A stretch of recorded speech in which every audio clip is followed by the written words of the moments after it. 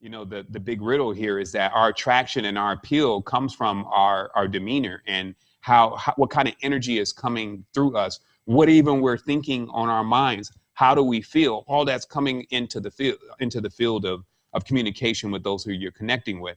And so when that energy is intense and you know it's intense, but maybe you're not saying anything verbally, but that energy is in the space. And so when you trigger someone and something happens, and then it just serves to throw you deeper into whatever you're experiencing, just still remember that it is that field that you were carrying initially.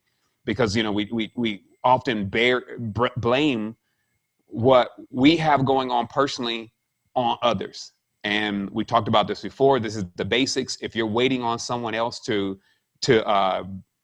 pay you back, or for them to tell you sorry or whatever, then you're holding up your process, and you've now given them the ultimate power, which is exactly opposite to what you wanted. You're now giving them the power to determine when you're going to be in the harmonic freedom of where you need to be. And the reason why is, or the harmonic awareness, we'll use that term.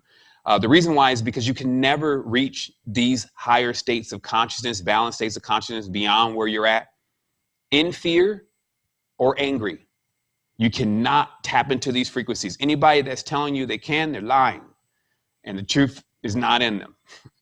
You cannot reach any harmonic phase in fear or in anger. So if that is incorporated with what you're experiencing, you need a nice linguistic lesson, which I'll do very briefly, to understand the difference between certain words.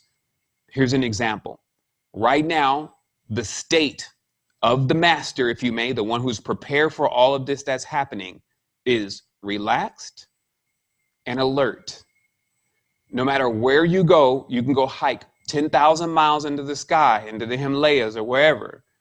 You will find those there practicing a specific discipline that only boils into that you are to be relaxed and alert. How is this possible?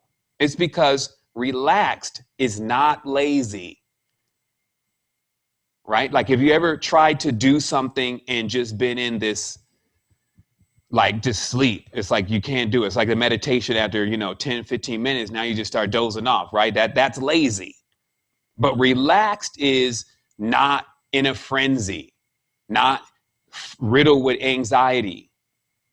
Okay? And as I said, alert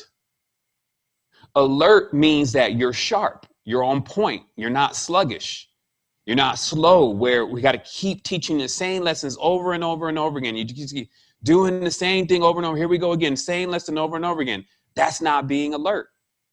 But alert is also not panicking, right? You ever been around somebody who's panicking in a situation? Like, I've been in some crazy situations in life, and I just go right in.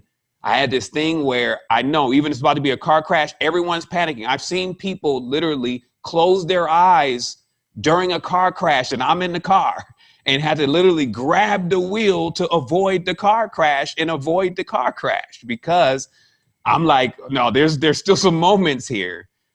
Let's be alert, but let's not panic. Okay? So that's the spiritual state.